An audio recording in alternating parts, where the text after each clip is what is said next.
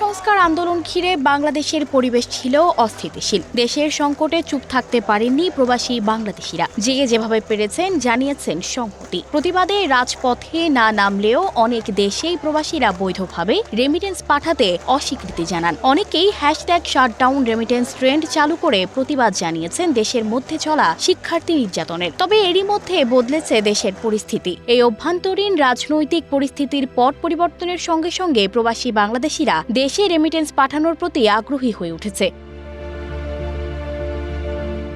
এরই মধ্যে সবার আগে উঠে আসছে ইউরোপের নাম। ফ্রান্সের বাংলাদেশি অধ্যুষিত গার্দু নর্দোকে বলা হয় ইউরোপের বিজনেস স্টেশন। প্রতিদিন প্রায় 7 লাখ মানুষের চাপ সামলানো এই অঞ্চলে বসবাসরত অধিকাংশ বাংলাদেশি রুটি রুজির এই কেন্দ্রে যেমন আছেন খেটে খাওয়া বাঙালি, ঠিক তেমনই আছেন ক্ষুদ্র ও মাঝারি ব্যবসায়ী। হাজার মাইল দূরে হলেও দেশের অর্থনীতির সঙ্গে আছে যাদের নিবিড় সম্পর্ক। তৈরি পোশাক শিল্পের পর বাংলাদেশের অর্থনীতিতে গুরুত্বপূর্ণ অবদান রাখে প্রবাসী আয়। তবে রাজনৈতিক অস্থিরতার জেরে সম্প্রতি দেশে টাকা পাঠাতে বেঁকে বসেন প্রবাসীরা। অন্ধকার দূরে ঠেলে নতুন বাংলাদেশের দায়িত্বে নোবেল জয়ী অর্থনীতিবিদ ডক্টর মোহাম্মদ ইউনুস, যিনি এখন ভরসা প্রবাসীদের।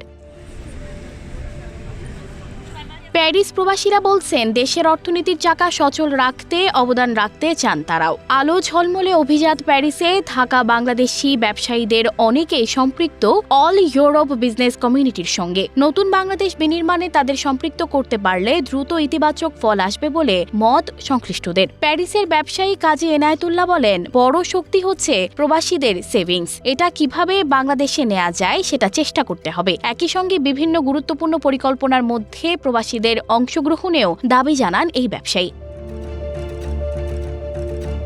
বিশ্বব্যাংকের তথ্যানুযায়ী প্রবাসী আয়ে বাংলাদেশের অবস্থান 7ম। এর বড় অংশ আসে মধ্যপ্রাচ্য, মার্কিন যুক্তরাষ্ট্র ও যুক্তরাজ্য থেকে। ফ্রান্সেও আছে অপার সম্ভাবনা। উপযুক্ত পরিকল্পনায় এই সুযোগ কাজে লাগাতে চান ব্যবসায়ীরা। সানজিদা রহমান, প্রবাস খবর।